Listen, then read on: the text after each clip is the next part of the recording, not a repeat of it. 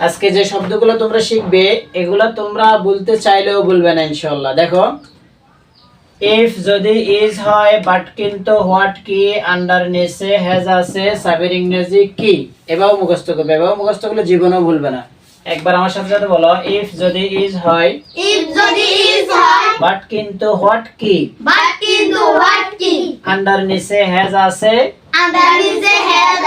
সাবের ইংরেজি কি। খেয়াল করো, আই এফ ইফ, ইফ অর্থ যদি, আর ইজ অর্থ বাট অর্থ কিন্তু, হোয়াট অর্থ কি, WHAT হোয়াট অর্থ কি, আর UNDE আর আন্ডার অর্থ নিচে, তাহলে ইফ যদি ইজ হয়, বাট কিন্তু হোয়াট কি, আন্ডার নিচে হ্যাজ আছে, অর্থ আছে, আছে, আর সাবের ইংরেজি কি, KEY কি অর্থ সাবি। এটাকে এমন ভাবে শিখবা যেন মনে হয় তুমি কাউকে প্রশ্ন করতেছো।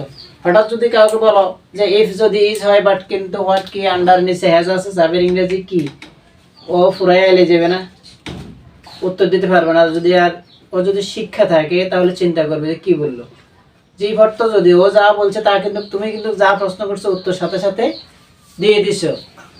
ইফ অর্থ যদি, ইজ অর্থ হয়, বাট অর্থ কিন্তু, হোয়াট অর্থ কি, আন্ডার অর্থ নিচে, হ্যাজ অর্থ আছে, সাবের ইংরেজি KEY কি অর্থ সাবি। তুমি যেটা বলছো এটা তো উত্তর লগে লগে বলেই দিছো, কিন্তু এরপরে ও স্ট্রেঞ্জ হয়ে যাবে, কি বললো। তাহলে শিখতে এভাবে শিখবা, ইফ যদি ইজ হয়, বাট কিন্তু হোয়াট কি, আন্ডার নিচে হ্যাজ আছে, সাবের ইংরেজি কি। এভাবে বললে আজকে স্ট্রেঞ্জ হয়ে যাবে। এবার আমার সাথে একবার প্র্যাকটিস করো, ইফ যদি ইজ হয়, বাট কিন্তু হোয়াট কি, ইফ যদি ইজ হয়, বাট কিন্তু হোয়াট কি, আন্ডার নিচে হ্যাজ আছে, সাবের ইংরেজি কি। আন্ডার নিচে হ্যাজ আছে, সাবের ইংরেজি কি। এবার একসাথে বলো দেখি, ইফ যদি ইজ হয়, বাট কিন্তু হোয়াট কি, আন্ডার নিচে সাবের ইংরেজি হ্যাজ আছে।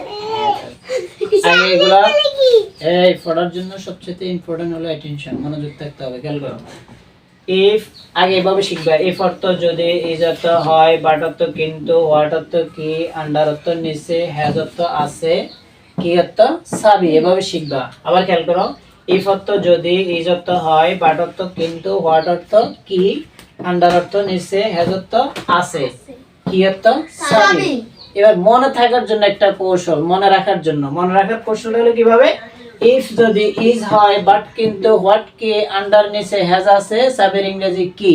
এভাবে যখন তুমি পড়বে তখন তোমার এই ওয়ার্ডগুলা পৃথক মনে না থাকলেও ওই যে একসাথে শিখছো প্রশ্ন আকারে ওটা মনে থাকবে।